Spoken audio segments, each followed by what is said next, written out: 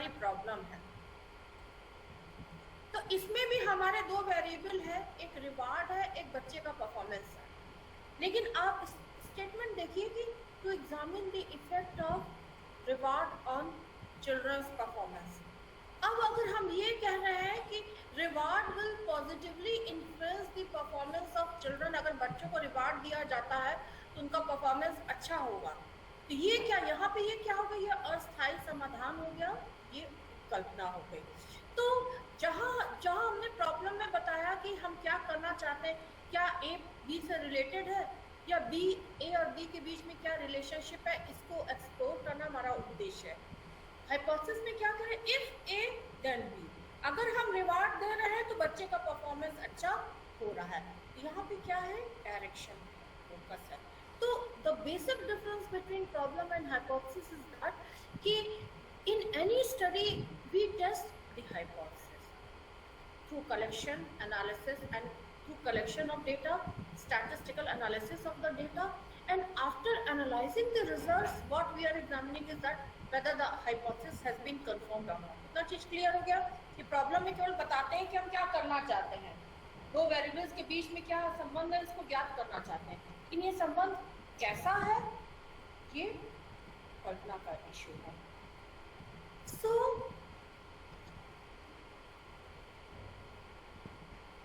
in conducting research, the next step after the selection of problem is to formulate a hypothesis. Just 1 minute, हम जो research chart था ना unit 1 का, give me 2 minutes बस।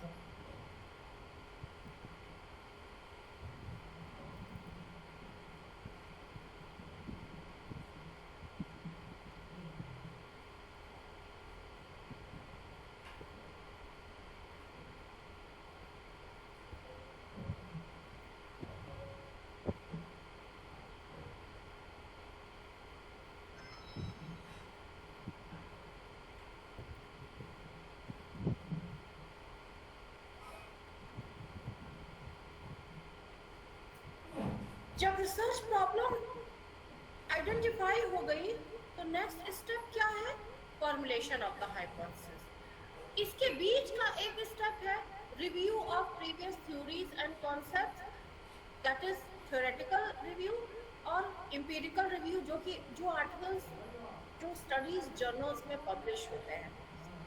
अब ये जो रिव्यू ऑफ लिटरेचर है इसका बोथ वेज रोल है, ये आपके रिसर्च प्रॉब्लम को रिफाइन भी करता है और हाइपोथेसिस के फॉर्मुलेशन में भी मदद करता है। क्योंकि जब हम पढ़ते हैं कई अध्ययनों का थॉरो रिव्यू करते हैं कि प्रीवियस रिसर्चर्स ने क्या पाया है, तो हम एक प्रिजम्पशन पे पहुंचते हैं कि हमारी जो शोध समस्या है इसका संभावित उत्तर ये हो सकता है। और जब हम रिसर्च को रिपोर्ट करते हैं तो हम उस बैकग्राउंड को भी बताते हैं कि after reviewing this literature we have come to the following conclusion कि ये हाइपोथेसिस हो सकती है। तो जो संबंधित साहित्य का अध्ययन या रिव्यू ऑफ लिटरेचर है, ये रिसर्च में बहुत बड़ा रोल प्ले करता है।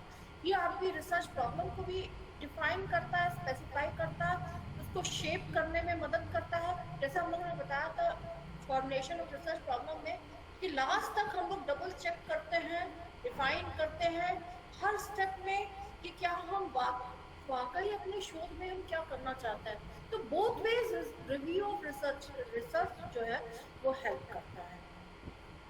तो फॉर्मुलेशन ऑफ हाइपोथेसिस जो है हम मोस्टली करते हैं थ्रू रिव्यू ऑफ लिटरेचर से कि प्रीवियस रिसर्च ने ये पाया है, इसलिए हमारी रिसर्च समस्या का समाधान हो सकता है। So in conducting research the next step after the selection of problem is to formulate a hypothesis. और रिसर्च में मोस्टली एक ही हाइपोथेसिस नहीं होती है, हम 6, 7, 8, 10 हाइपोथेसिस की स्टडी करते हैं, आपका depending on the problem of your study.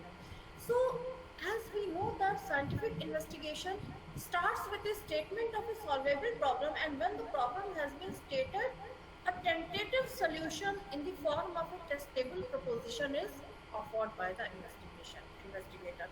और इसी hypothesis को हम अपने शोध में टेस्ट करते हैं। So, hypothesis hypothesis is nothing but a suggested testable relationship between two or more variables. अगर suitable, चाहे एक्सपेरिमेंटल स्टडी हो नॉन एक्सपेरिमेंटल स्टडी हो, अगर शोध करने के बाद, सांख्यिकीय विश्लेषण करने के बाद, collection analysis and interpretation of data, इसके बाद अगर हमने जो कल्पना बनाई है वो कंफर्म होती है तो हमारी समस्या का समाधान हो गया। ऐसा हम लोग ने रिसर्च क्वेश्चन में पढ़ा था कि it is the question proposed for solution. अगर जो भी हमने उसका अस्थायी समाधान खोजा है, अगर वो स्टैटिस्टिकल एनालिसिस के बाद वो हाइपोथेसिस कंफर्म होती है, प्रूव होती है, तो हम ये कह सकते हैं जो भी हमारी शोध समस्या थी उसका समाधान मिल गया है। लेकिन अगर हम अपनी हाइपोथेसिस को कंफर्म करने में फेल होते हैं, then we have not solved the problem. So the hypothesis is the researcher's predictions about relationship among variables. और हाइपोथेसिस किसी भी शोध में बहुत जरूरी होती है, क्योंकि ये बताती है कि किस टाइप का डेटा कलेक्शन करना है, कौन सा रिसर्च मेथड यूज करना है, और कौन सा स्टैटिस्टिकल प्रोसीजर हमें यूज करना है डेटा की एनालिसिस में। So hypothesis is a specific prediction about the relationship among two or more variables based on theory or previous research. तो ये जो हम शोध का जो संबंधित साहित्य का अध्ययन करते हैं वो हाइपोथेसिस की फॉर्मुलेशन में बहुत रोल प्ले करता है। बहुत बार हम जो प्रीवियसली एस्टैब्लिश्ड जो थ्योरी है उससे भी हाइपोथेसिस अपना बनाते हैं कि हाँ हमारी जो शोध समस्या है वो उसका समाधान हो सकता है। तो source of hypothesis previous theory भी है और प्रीवियस रिसर्च भी है। आप जानते हैं सिद्धांत किसको कहते हैं? सिद्धांत वो स्टेटमेंट्स होते हैं जो किसी फिनोमिना को एक्सप्लेन करने में, उसका प्रेडिक्शन करने में उपयोगी होते हैं। और ये जो साइंटिस्ट के लिए जो थ्योरीज है वो एम्पिरिकल एविडेंस पे, लॉजिक पे बेस्ड होती है। और थ्योरी बनती कैसे है कि जब एक ही समस्या के एक ही परिणाम बार बार मिल रहा है, तो थ्योरीज है वो वेरीफाइड स्टेटमेंट्स होते हैं कि जो कि ऑलरेडी कंफर्म होते हैं। तो बहुत सारे ऑथर्स ने हाइपोथेसिस की डेफिनेशन दी है। हमें ये दो डेफिनेशन अच्छी लगी। तो जैसा हमने बताया कि एक प्रोपोजिशन है, एक असम्पशन है, stated in the form of a testable form. अभी आगे हम लोग देखेंगे एग्जांपल के through. That predicts a particular relationship between two और मोर वेरिएबल्स। अगर हमें लगता है कि रिलेशनशिप दो वेरिएबल्स में एग्जिस्ट करती है तो हम उसका पहले हाइपोथेसिस के फॉर्म में लिखेंगे, फिर उसकी टेस्टिंग करेंगे। टेस्ट कैसे करेंगे? Collection, analysis and interpretation of data से। ग्रिनल ने डिफाइन किया है कि hypothesis is written in such a way that it can be proven or disproven by valid and reliable data. It is in order to obtain these data we perform our study. तो जो भी हम शोध तभी क्यों करते हैं? क्योंकि हमारा जो उद्देश्य है वो शोध से संबंधित जो हाइपोथेसिस है उससे रिलेटेड रिलायबल और वैलिड डेटा कलेक्शन करके ये प्रूव करना कि ये इलस्ट्रेट करना कि आपकी हाइपोथेसिस प्रूव हुई है या नहीं प्रूव हुई है। जब भी हम हाइपोथेसिस बनाते हैं इसमें these three elements are there: the sample, the predictor, the output. जैसे हम ये कह रहे हैं, जैसे हमने अभी जो एग्जांपल दिया कि the reinforcement will be positive related to performance, और जैसे आपका सैंपल भी हो सकता है in case of higher school children. इसी तरह से कि stress will be negatively related to mental health in a sample of suppose medical professionals. तो हम क्या कह रहे हैं कि जो भी हाइपोथेसिस हम बना रहे हैं इसमें सैंपल का भी जिक्र है, प्रेडिक्टर या इंडिपेंडेंट वेरिएबल का भी जिक्र है, और कौन सा वेरिएबल किसको अफेक्ट कर रहा है उस आउटकम का भी जिक्र है। तो हाइपोथेसिस में मेनली ये तीन कंपोनेंट्स होते हैं: सैंपल, प्रेडिक्टर और आउटकम। कंक्लूजन हम कह सकते हैं जो हाइपोथेसिस क्या है, स्टेट्स ऑफ प्रेडिक्शन, प्रेडिक्शन संभावित उत्तर होती है, must always involve at least two variables, किसी भी हाइपोथेसिस में कम से कम दो वेरिएबल भी होना चाहिए। अभी हमने जो एग्जांपल साइट किया कि employees stress will be positively related to their mental health, तो यहाँ पे स्ट्रेस एक वेरिएबल है, मेंटल हेल्थ दूसरा वेरिएबल है। इसी तरह से आप ये कहें कि to examine the impact of some intervention programme on reproductive health of women, तो यहाँ पे भी दो वेरिएबल हो गए। इंटरवेंशन प्रोग्राम एक वेरिएबल है जिसका प्रभाव हम रूरल विमेन की रिप्रोडक्टिव हेल्थ पे देखना चाहते हैं, दूसरा वेरिएबल है। तो in conclusion a hypothesis states a prediction must always involve at least two variables, must suggest a predicted relationship between the independent variable and dependent variable। तो hypothesis में दो जो चर हैं उनके बीच संबंध का जिक्र जरूर होना चाहिए। अब जैसे intervention programs will be beneficial, will have an impact on positive impact on reproductive health of women। तो यहाँ पे हम क्या बता रहे हैं कि अगर इंटरवेंशन प्रोग्राम दिए जाएंगे उसका उनकी रिप्रोडक्टिव हेल्थ पे अच्छा प्रभाव पड़ेगा। तो यहाँ पे दोनों वेरिएबल के बीच में हम क्या इंडिकेट कर रहे हैं कि प्रिडिक्टेड रिलेशनशिप क्या हो सकती है। इस एग्जांपल में पॉजिटिव रिलेशनशिप है कि अगर उनको समझाया जाएगा, उनके साथ जैसे उनको फैसिलिटीज प्रोवाइड की जाएंगी हेल्थ से रिलेटेड, उनकी काउंसलिंग की जाएगी, तो उसका प्रभाव जो भी उनकी हेल्थ है उस पर अच्छा पड़ेगा। Must contain terms that indicate a relationship, जब भी हम हाइपोथेसिस बनाते हैं more than, different from, associated with, ये सारे फ्रेजेस हम यूज करते हैं। जैसे हम एक मोर देन का एग्जांपल देते हैं कि females will be suppose more stress tolerant than males, ठीक है।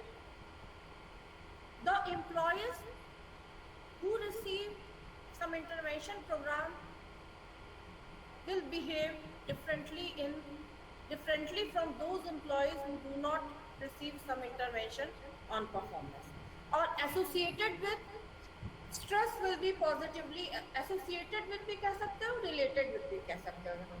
stress will be negatively related to mental health of the employees, मतलब stress ज्यादा है तो mental health खराब है। तो जब हम हाइपोथेसिस बनाते हैं तो हम more than, different from, associated with, इस तरह के फ्रेजेस का हम यूज करते हैं। तो हाइपोथेसिस जो है बनाने में ये तीन फेजेस होते हैं। हमने अजम्पशन को फॉर्मुलेट किया, हाइपोथेसिस बना ली, रिक्वायर्ड डेटा को कलेक्ट किया, अब हाइपोथेसिस सही सिद्ध हुई या नहीं सिद्ध हुई, जो कंक्लूजन निकला वो हम डेटा के एनालिसिस के रिजल्ट पे हम बेस्ड होता है। अब सभी प्रकार के एनालिसिस सभी प्रकार की कंडीशन में यूज नहीं होती है। अगर हम मेल और फीमेल की कंपैरेटिव स्टडी कर रहे हैं तो उसमें कोरिलेशन नहीं निकालेंगे, हम क्या निकालेंगे, टी टेस्ट निकालेंगे। इसी तरह से हम कुछ वेरिएबल्स के बीच में एसोसिएशन जानना चाहते हैं कि स्ट्रेस का मेंटल हेल्थ पे, स्ट्रेस का फिजिकल हेल्थ पे, स्ट्रेस का आपके एटीट्यूड पे, इन सब पे क्या प्रभाव पड़ रहा है, तो उस कंडीशन में हम कोरिलेशन निकालेंगे, ठीक है। इसी तरह से बहुत सारे वेरिएबल्स हैं हमारी स्टडी में, तो हम मल्टीवेरिएट रिसर्च यूज करेंगे। कहने का मतलब ये हुआ कि जो भी डेटा एनालिटिक प्रोसीजर्स हैं वो आपके nature of data, nature of study से कंसिस्टेंट होने चाहिए। इसीलिए देखिए रिसर्च मेथोडोलॉजी का जो paper, research methodology and statistics इसके साथ जुड़ा हुआ है, क्योंकि आपके रिसर्च के मेथड में स्टैटिस्टिक्स का बहुत बड़ा रोल है। आप हर जगह हर चीज यूज नहीं कर सकते। छोटा सैंपल, मान लीजिए आपने 10 केसेस पे स्टडी करी तो कुछ और लगेगा, आपका सैंपल साइज लार्ज है तो कुछ और लगेगा, 2 ग्रुप है, 3 ग्रुप है। और बहुत बार हम क्या करते हैं कि हम ऐसी स्टडी करते हैं जिसमें हम एक ही ग्रुप ऑफ पार्टिसिपेंट को बार बार रिपीट करते हैं। जैसे मान लीजिए हमने अभी बताया कि रिवार्ड का बच्चों के परफॉर्मेंस पे अच्छा प्रभाव पड़ता है, तो हमने उनको बिना रिवार्ड के काम कराया, जो भी बच्चों का ग्रुप है एक बार रिवार्ड दे करके कराया। तो एक ही ग्रुप था, वो कई कंडीशंस में यूज किया गया।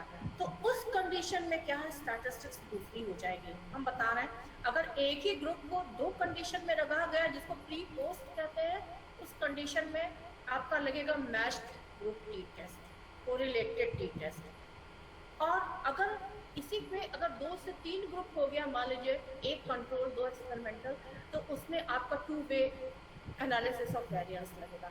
इसी तरह से अगर एक ही ग्रुप है जिसको अलग अलग ट्रीटमेंट दिया जा रहा है, उस कंडीशन में 1 वे एनोवा लगेगा। अगर हम रिलेशनशिप ज्ञात करना चाह रहे हैं कि स्ट्रेस का मेंटल हेल्थ पे क्या इफेक्ट पड़ रहा है, उसको हम कोरिलेशन से देखेंगे। कोरिलेशन भी कई तरीके के होते हैं। तो इतना जो हमने एग्जांपल दिया वो ये दिया कि जो भी आपकी स्टैटिस्टिक्स के प्रोसीजर है, it should fit to the objectives of study. बहुत बार क्या होता है थीसिस में उटपटांग स्टैटिस्टिक्स लगी है जो नहीं लगनी चाहिए। तो इसीलिए आपको इस पेपर से मास्टरी की, आपके का जो सिलेबस है वो बहुत बेकार है। हमने आलोक सर से बात करी थी, ये जो आप जितना चीज सीख रहे हैं ना, इससे बहुत बहुत फुलफिलमेंट नहीं होगा, क्योंकि इसमें थ्योरेटिकल पार्ट बहुत ज्यादा है। स्टैटिस्टिक्स का पोर्शन और होना चाहिए, आपको पूरा गाइडलाइन पता होना चाहिए कि कहाँ क्या लगेगा। अरे हम टाइप्स ऑफ रिसर्च पढ़ के क्या करेंगे, थ्योरेटिकल बहुत ज्यादा है। स्टैटिस्टिक्स में एक छोटी सी यूनिट, वो भी कोरोना काल में हम लोग आपको समझा नहीं सकते। हमको याद है कि ये नेक्स्ट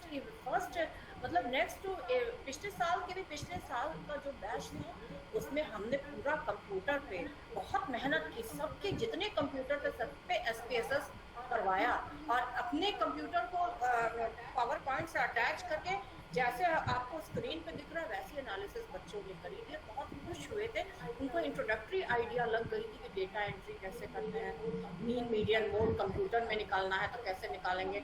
और उसको फिर हमने मैनुअल और उससे कंपेयर भी किया था कि आप सवाल लगा के देखिए आपका क्या आ रहा है, SPSS पे आपने लगाया तो क्या रखो। तो it requires some face to face interaction.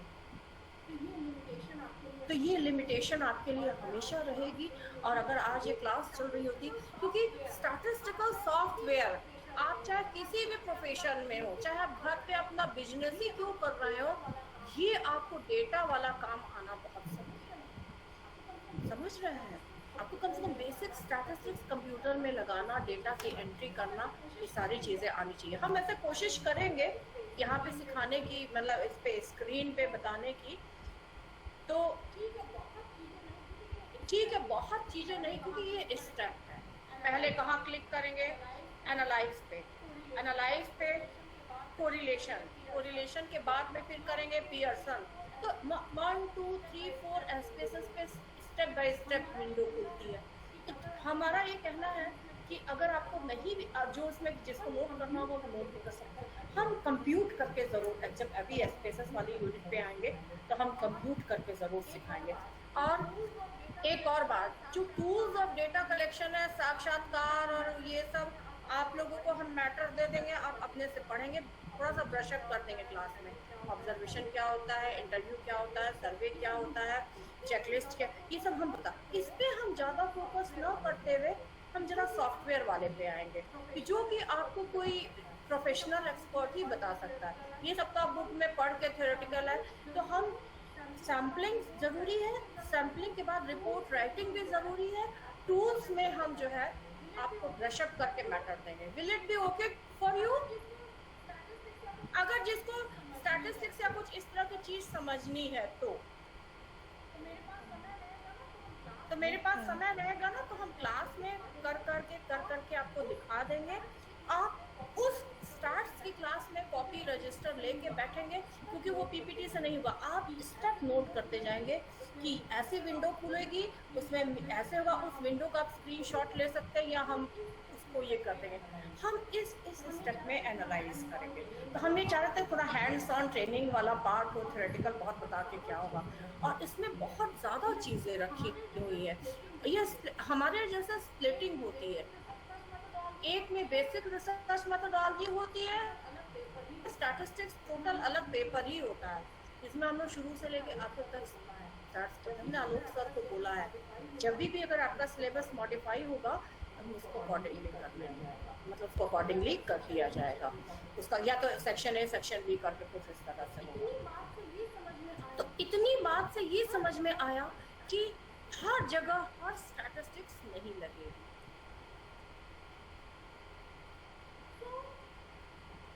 So hypotheses are simply if then sentences that can be categorized in certain logical forms, no difference, associated difference, directionality, magnitude, ये सारी चीजें उसमें मेंशन रहती है। और एक अच्छी हाइपोथेसिस इंप्लाई करते हैं कि all these in a single sentence, and the trick is to express them as briefly as possible in simple English. जब भी आप हाइपोथेसिस बनाएं तो आप एक सिंगल सेंटेंस में ब्रीफली बहुत प्रिसाइजली अपनी हाइपोथेसिस को म्यूचुअली एक्सक्लूसिव और नेचुरल ऑब्जर्वेशन से, जैसे न्यूटन का जो सपोज जो थ्योरी ऑफ ग्रेविटी है, रिपीटेड ऑब्जर्वेशन के बाद उन्होंने वो थ्योरी बनाई। So it arises from repeated observation and testing and it incorporates facts, laws, prediction and tested hypothesis are widely accepted. और ये थ्योरी डेवलप कैसे होती है? जब हमारी हाइपोथेसिस बार-बार कंफर्म होती है, डिफरेंट सेटिंग में, डिफरेंट कल्चर में, डिफरेंट ग्रुप्स में, जब एक ही परिणाम बार-बार आते हैं तो वो थ्योरी का रूप लेते हैं। तो हाइपोथेसिस क्या है? थ्योरी जैसे वेल एस्टैब्लिश्ड प्रिंसिपल है, हाइपोथेसिस स्पेसिफिक होती है जिसको हम अपनी स्टडी में टेस्ट करने जा रहे हैं। It is a testable prediction about what you expect to happen in your study. For example, जैसे इसमें एग्जांपल दिया है कि a study design to look at the relationship between study habits and test anxiety. तो इसका जो hypothesis है वो बनेगा कि students will better study habits will suffer less test anxiety. ठीक है, जिनकी आदतें अच्छी होंगी उनको टेस्ट एंजाइटी कम। तो यहाँ पे आप देखिए कि किस तरह से डायरेक्शन दिया गया है कि students will better study will suffer less test anxiety, पूरा चीजें क्लियर है। और अनलेस योर स्टडी इज, बहुत बार कहते हैं कि कुछ स्टडी हम लोग पायलट स्टडी करते हैं, पहली बार करते हैं, जिसके बारे में हमारी हमको कोई जानकारी नहीं होती है। तो एक्सप्लोरेटरी स्टडी में नहीं, लेकिन जो आपकी एक्सप्लेनेटरी स्टडी है, जो वेल ऑर्गेनाइज्ड स्टडी है, उसमें हमारी हाइपोथेसिस वही होती है जो हम उस हाइपोथेसिस का उत्तर हम एक्सपेक्ट करते हैं। तो hypothesis should always explain what you expect to happen during the course of your research experiment or research. That is the tentative solution. Theory और hypothesis जो है interrelated है लेकिन different है। Theory जैसे हमने बताया कि well established principle को बताती है, general terms में इवेंट्स को प्रेडिक्ट करती है, लेकिन हाइपोथेसिस बहुत स्पेसिफिक प्रेडिक्शन होता है स्पेसिफिक सेट ऑफ सर्कमस्टांसेस के लिए। तो थ्योरी जनरली एक्सेप्टेड होती है और हाइपोथेसिस एक स्पेक्युलेटिव गेस होता है, एक संभावना होती है जिसको अभी टेस्ट करना है। और जो इम्पोर्टेंट फीचर हाइपोथेसिस का ये है कि it needs to be structured before the data gathering and interpretation phase of research. हमें क्लियर कर, और इसके लिए फिर वो होमवर्क रिव्यू ऑफ लिटरेचर वाला जरूरी है कि आप रिव्यू थॉरोली कर लिए, एक एक पेपर एक एक स्टडी को बार बार पढ़िए, उसको समझने का कोशिश करिए। एंड एक अच्छी डेवलप्ड हाइपोथेसिस ये इंडिकेट करती है कि आपको अपने फील्ड की पूरी जानकारी है, आप जो भी एरिया लिया है उसमें आपने सफिशिएंट रिव्यू किया है। And hypothesis thus gives direction to the collection and interpretation of data. Functions क्या है? हाइपोथेसिस का आपकी स्टडी को दिशा प्रदान करती है, आपको पता है क्या प्रॉब्लम है, क्या डेटा कलेक्शन करना है, क्या नहीं करना है। So a hypothesis tells you what data to collect, what not to collect, thereby providing a focus to the study. आपकी स्टडी को दिशा प्रदान करती है। दिशा प्रदान करने के अलावा आपकी स्टडी को एक वस्तुनिष्ठता, एक ऑब्जेक्टिविटी प्रदान करती है। किसी भी रिसर्च में हम लोग जब पढ़ रहे थे कि रिसर्चर का अपना कोई हंच नहीं होना चाहिए, हर चीज प्रिसाइज और ऑब्जेक्टिव होनी चाहिए। तो जब हमने रिव्यू किया है तो हम अपने हाइपोथेसिस को भी ऑब्जेक्टिवली मेंशन कर रहे हैं, जिसमें रिसर्चर का अपना कोई बायस, अपना कोई पूर्वाग्रह, अपना कोई बैकग्राउंड फैक्टर ऑपरेट नहीं कर रहा है। तो हाइपोथेसिस दिशा प्रदान करने के अलावा हमारी स्टडी को ऑब्जेक्टिविटी भी देती है। It provides a tentative explanation of the phenomena. और एक अच्छी हाइपोथेसिस जो है अगर प्रूव होती है तो जो आपका स्टडी फील्ड है उसमें भी ज्ञान को एड ऑन करती है, थ्योरेटिकल इम्प्लीकेशन भी होता है। तो और हाइपोथेसिस फॉर्मुलेशन ऑफ थ्योरी में भी मदद करती है। हाइपोथेसिस आपने जो स्टडी किया उसका कंक्लूजन प्रदान करती है। जब भी आप पूरी स्टडी कंडक्ट कर रही है तो रिपोर्ट राइटिंग में क्या लिखते हैं? In conclusion, this study illustrates that better study habits will reduce test anxiety of the children. तो जो कंक्लूजन होता है वो हाइपोथेसिस जो प्रूव हुई है वही चीज उसी फॉर्म में उसको लिखा जाता है। So a good hypothesis provides a framework for reporting the conclusions of the study. It could be tested, इसका टेस्ट किया जा सकता है, सपोर्ट हुई नहीं हुई, और उसमें रिसर्चर का अपना कोई हंच नहीं होता है। अब ये 3 मेन तरह की हाइपोथेसिस होती है रिसर्च में, और ये तीनों एक दूसरे से रिलेटेड है। जैसे सिंपल हाइपोथेसिस डायरेक्शनल भी हो सकती है, नॉन डायरेक्शनल भी हो सकती है, रिसर्च भी हो सकती है, और सिंपल हाइपोथेसिस को हम नल हाइपोथेसिस के रूप में भी वो कर सकते हैं। तो डायरेक्शनल हाइपोथेसिस कॉम्प्लेक्स भी हो सकती है, नल हाइपोथेसिस जो है सिंपल भी हो सकती है, कॉम्प्लेक्स भी हो सकती है। तो all these forms of hypothesis they are interrelated with each other. जल्दी हम लोग देखते हैं सिंपल हाइपोथेसिस क्या होती है। It expresses a relationship between, इसमें 1 IV होता है जो फैक्टर जिसका प्रभाव हम देखना चाहते हैं और किस पर पड़ रहा है 1 DV होता है। एक IV और एक DV की सिंपल हाइपोथेसिस होती है। जैसे अभी ये जो हमने एग्जांपल दिया, study habits and test anxiety. Students will better study habits will suffer less test anxiety. Study habits IV है जिसका प्रभाव देखना चाह रहे हैं, टेस्ट एंजाइटी किस पर पड़ रहा है DV है। एक दोनों है। तो इस तरह की हाइपोथेसिस को हम लोग सिंपल हाइपोथेसिस कहेंगे। इसी तरह से हम ये कह रहे हैं कि रिवार्ड का बच्चे के परफॉर्मेंस पे अच्छा प्रभाव पड़ेगा, simple hypothesis 1 IV and 1 DV। लेकिन क्या है कि रिसर्च में बहुत बार सिंपल हाइपोथेसिस नहीं होती। हम एक स्टडी में बहुत कॉम्प्रिहेंसिव कई सारे वेरिएबल्स को हम स्टडी करते हैं। तो कॉम्प्लेक्स हाइपोथेसिस क्या है, जिसमें 2 या 2 से अधिक IV भी हो सकते हैं, 2 या 2 से अधिक DV भी हो सकते हैं। अब जैसे हम ये देखना चाह रहे हैं कि to examine the effect of intelligence and study habits on test anxiety। बुद्धि का और स्टडी हैबिट्स का टेस्ट एंजाइटी पे क्या प्रभाव पड़ता है, कॉम्प्लेक्स हाइपोथेसिस। इसी को थोड़ा और एक्सटेंड कर दे कि examine the impact of intelligence and study habits on test anxiety and performance. तो यहाँ पे 2 IV 2 DV होगा। तो कॉम्प्लेक्स हाइपोथेसिस में IV भी 2 या 2 कम से कम 2 तो होती है, 2 या 2 से अधिक हो सकते हैं, और DV भी 2 या 2 से अधिक हो सकते हैं। Is it clear? Simple and complex hypothesis?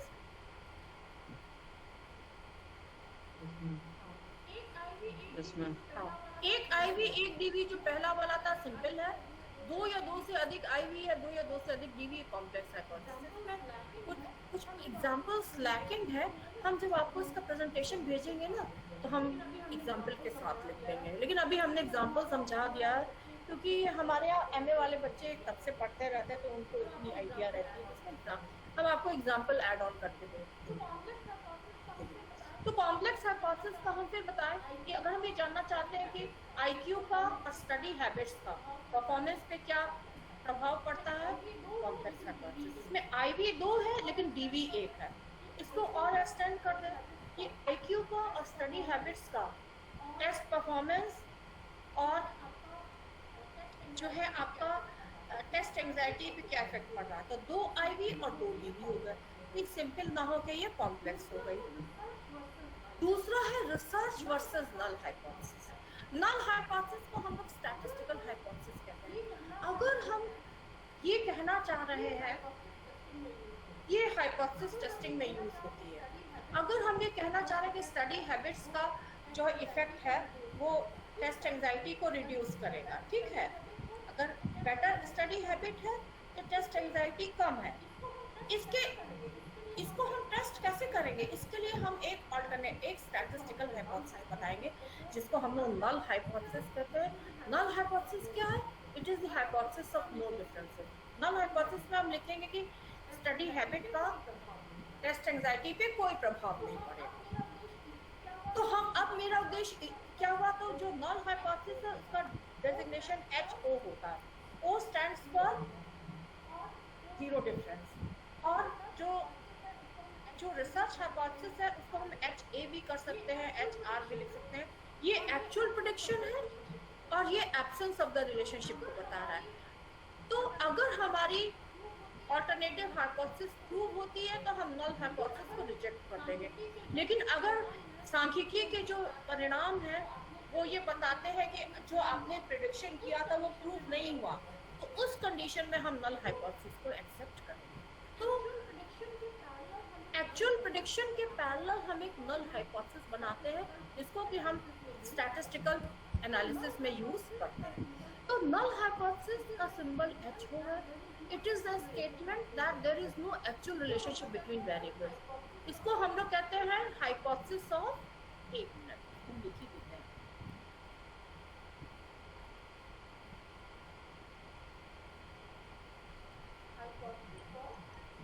Hypothesis of no differences.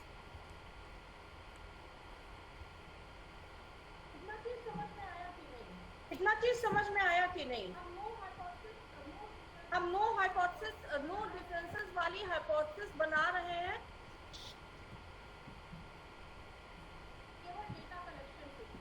केवल डेटा कलेक्शन के लिए। अपनी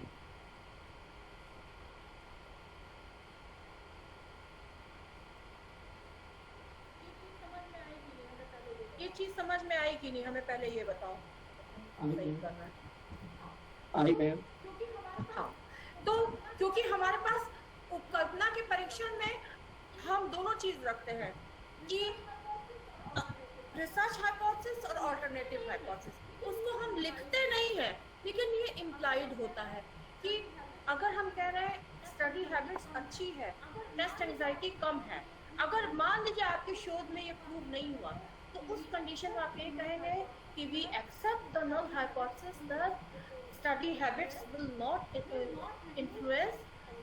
not reduce test anxiety of the children। तो हम ये हाइपोथेसिस टेस्टिंग के लिए हम ये नल हाइपोथेसिस बनाते हैं, इसको हम लोग कहते हैं hypothesis of no difference. So a null hypothesis states opposite of what the experimenter would expect or predict। जो हमारा प्रेडिक्शन है वो उसके एकदम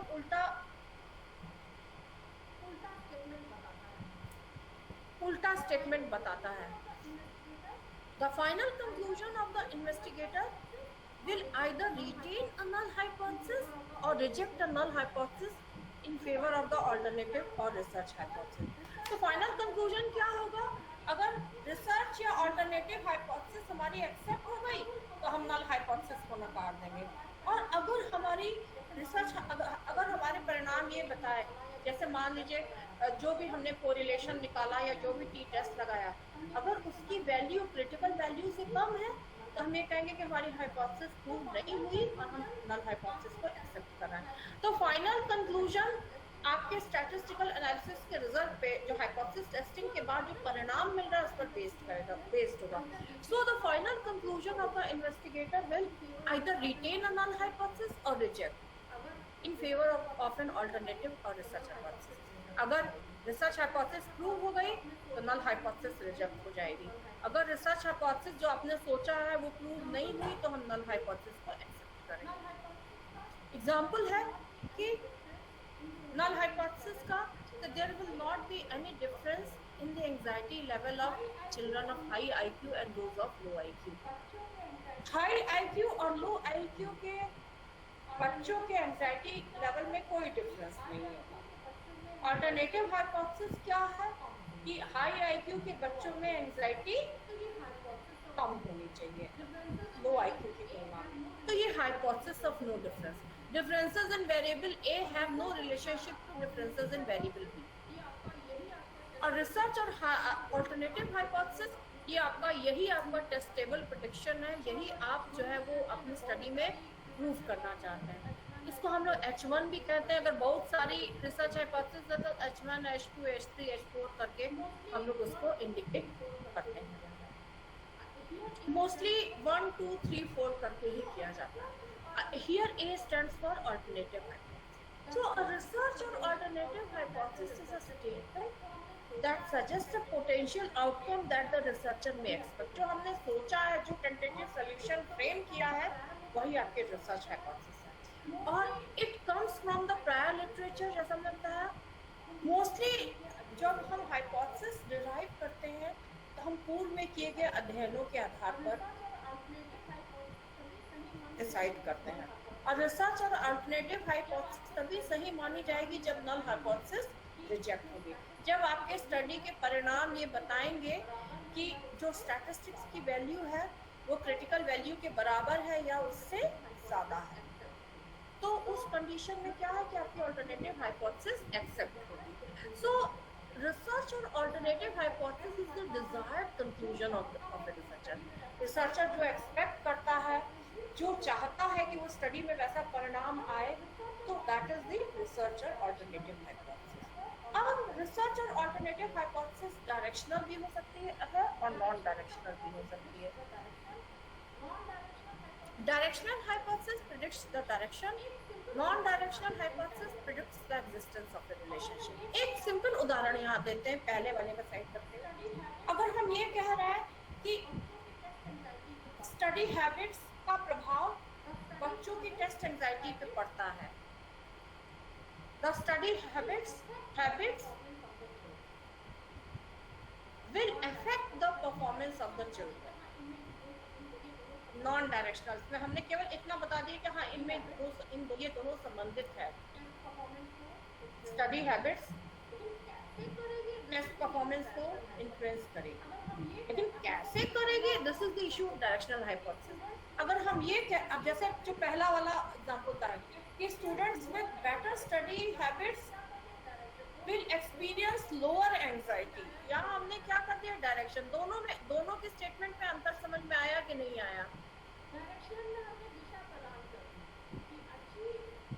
डायरेक्शन में हमने दिशा प्रदान कर दी कि अच्छी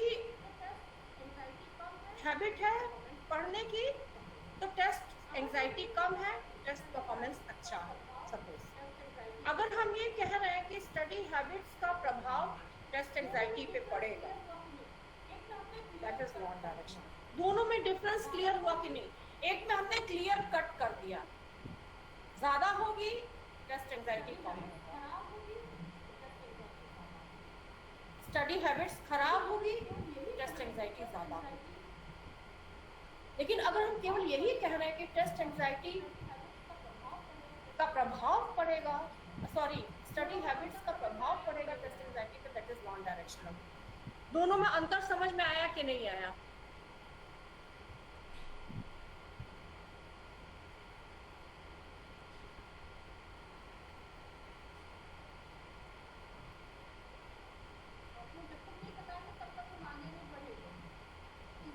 आप लोग जब तक नहीं बताएंगे तब तक हम आगे नहीं बढ़ेंगे।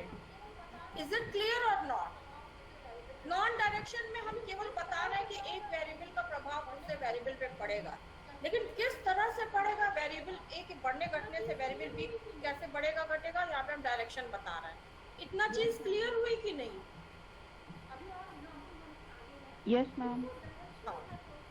अभी और एग्जांपल हम आगे है कि so directional hypothesis is a statement, mostly हम लोग डायरेक्शनल हाइपोथेसिस ही बनाते हैं। It is a statement that specifies the direction of expected finding, और इसके स्टेटमेंट में मेरी is more than, will be lesser, जैसे अभी हमने एक एग्जांपल दिया कि children will better study habits, will experience lower test anxiety or lesser test anxiety। तो डायरेक्शनल हाइपोथेसिस में is more than, will be lesser, इस तरह के टर्म्स यूज किए जाते हैं। Example, children of high IQ will exhibit more anxiety than children of low IQ. Directional hypothesis. और इसी को अगर हमें नॉन डायरेक्शनल बनाना हो तो कैसे बनाएंगे? The IQ of the children will influence their anxiety। IQ का एंजाइटी पे प्रभाव पड़ेगा, लेकिन हम यहाँ पे डायरेक्शन दे रहे हैं कि अगर बुद्धि अधिक है तो एंजाइटी कम है, अगर बुद्धि कम है तो एंजाइटी अधिक है। This is the directional. Non directional में हम केवल बता देते हैं कि variable A impacts variable B. If variable A increases, then variable B decreases, or vice versa. Both are the examples of directional hypothesis। Non-directional hypothesis में relationship between variable A and variable B, और variable A affects variable B। अब इसका example हम फिर वही पुराना वाला side कर रहे हैं कि study habits will influence test anxiety of the children। और ये वाले एग्जांपल में जो अभी दिए हैं डायरेक्शनल का कि IQ of the children will influence their level of anxiety। ये नॉन डायरेक्शनल है, इसमें कोई दिशा नहीं, केवल बता दिए कि वेरिएबल ए का प्रभाव वेरिएबल बी पे पड़ेगा। सो नॉन डायरेक्शनल में हम कोई दिशा नहीं प्रदान करते, केवल बताते हैं कि कैसे एक वेरिएबल का प्रभाव दूसरे पे पड़ेगा। तो जब हम क्वांटिटेटिव स्टडी करते हैं जिसमें डेटा कलेक्शन एनालिसिस, उसमें हम हाइपोथेसिस हमारी क्या होती है? It is derived from theory, जिसको हम लोग कहते हैं डिडक्टिव हाइपोथेसिस। और मेथड को भी हम लोग कहते हैं हाइपोथेटिको डिडक्टिव मेथड। यानी हम एक जनरल स्टेटमेंट से शुरू करके हम स्पेसिफिक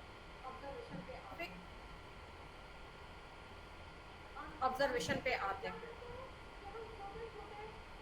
और क्वालिटेटिव में क्या करते हैं कि हम छोटे छोटे ऑब्जर्वेशन से हम एक बड़ा कंक्लूजन ड्रॉ करते हैं।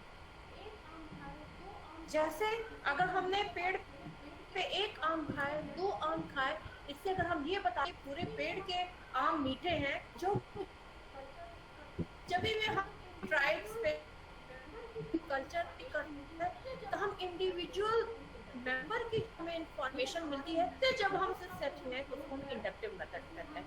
लेकिन हमारे मोस्ट ऑफ द जो शोध है जिसमें हम ब्रॉड से स्पेसिफिक में आ रहे हैं, वो डिडक्टिव मेथड है। और डिडक्टिव हाइपोथेसिस थ्योरी इन्वॉल्व, जो भी हम जनरल से स्पेसिफिक में आ रहे हैं डिडक्टिव मेथड होता है। फिलहाल इसकी जानकारी करने की नहीं है कैसे फॉर्मुलेट करते हैं हाइपोथेसिस को। तो formulate hypothesis with general question जो क्या है, मतलब हम ऑपरेशनल डेफिनेशन का मतलब कि हमने उस वेरिएबल को नहीं कैसे किया।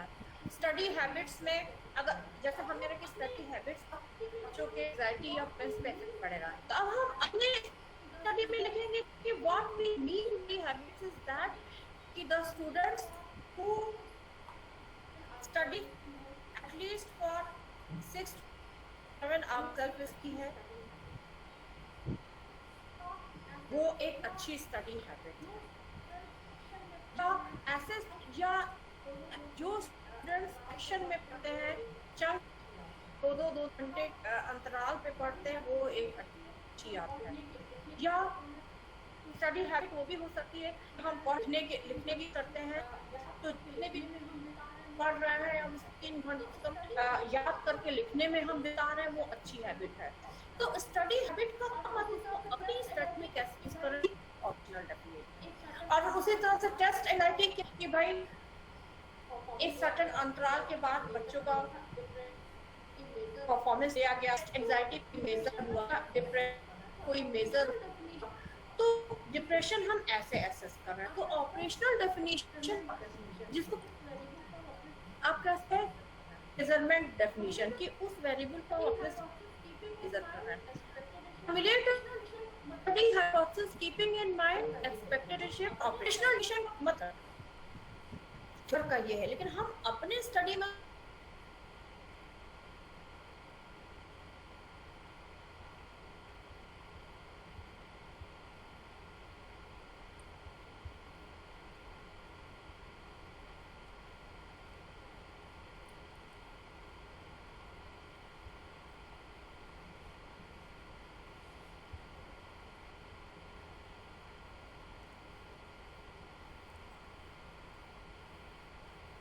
की हाइपोथेसिस लॉजिकली होनी चाहिए, रिव्यू ऑफ लिटरेचर पे बेस्ड होनी चाहिए, आपके रिसर्च का टेंटेटिव सोल्यूशन होना चाहिए। और हाइपोथेसिस डेवलपमेंट आपकी रिसर्च में एक इम्पॉर्टेंट स्टेप है, बिकॉज ये आपके स्टैटिस्टिक्स को डिफाइन करेगी, आपके जो है क्या डेटा कलेक्शन करना है, कैसे रिपोर्ट करना है, क्या कंक्लूड करना है, ये सारी चीजें जो रिसर्च की है वो आपकी हाइपोथेसिस पे वर्क करती है। सो टेस्टिंग हाइपोथेसिस के टूल्स क्या है, डेटा कलेक्शन है, एक्सपर्ट ओपिनियन है, आइडियाज है, डिडक्शन है, स्टैटिस्टिक्स के थ्रू हम उसको ये करते हैं। हाइपोथेसिस टेस्टिंग आपका ये आपको नहीं पढ़ना है, टाइप 1 टाइप 2 एरर की भी बात भी नहीं, क्योंकि बहुत लंबा हो जाएगा। हम सीधे आते हैं नेगेटिव फाइंडिंग पे। बहुत बार क्या होता है कि हाइपोथेसिस जो है आपकी कंफर्म नहीं हुई, या कुछ नेगेटिव फाइंडिंग आई, उल्टी फाइंडिंग आई, स्टिल नेगेटिव फाइंडिंग को भी हम इग्नोर नहीं करेंगे। बहुत बार वो sometimes they point up fruitful hypothesis and lines of investigation। Again जो नेगेटिव फाइंडिंग आई, जिसको हम लोग कहते हैं कॉन्ट्रडिक्टरी फाइंडिंग आई, आपने कुछ एक्सपेक्ट किया था, फाइंडिंग एकदम आपकी उल्टी आ गई, तो again it acts as a guiding factor for future research in that field. तो आप ये बताएंगे कि suppose कि in this study hypothesis suppose one was not approved, was not confirmed, and it should be included in it should be included by the future researchers also। future researchers को उस दिशा में अपना काम करना चाहिए। तो हाइपोथेसिस कंफर्म हुई, नहीं कंफर्म हुई, नेगेटिव आई, नेगेटिव फाइंडिंग का भी एक अपना उत्तर है। एंड लास्ट क्या है, सोर्स ऑफ हाइपोथेसिस क्या है, बुक्स हैं, रिव्यू ऑफ लिटरेचर है, इंटरनेट के सोर्सेज हैं, ठीक है, आपका अपना एक्सपीरियंस भी हो सकता है, और सबसे इम्पॉर्टेंट है consultation and discussion with the specialist in the field. मेरे अपने हिसाब से थॉरो रिव्यू ऑफ लिटरेचर और ऐसे एक्सपर्ट जो उस फील्ड में, अगर आप लीडरशिप पे स्टडी करना चाहते हैं तो ऐसे एक्सपर्ट को चुनिए जिसका कम से कम 5 से 10 साल उस एरिया में काम हो। तो ये सारे जो है आपका अपना एक्सपीरियंस भी हो सकता है। तो ये सारे these are the main sources of deriving hypothesis। So this is all about hypothesis। Next class में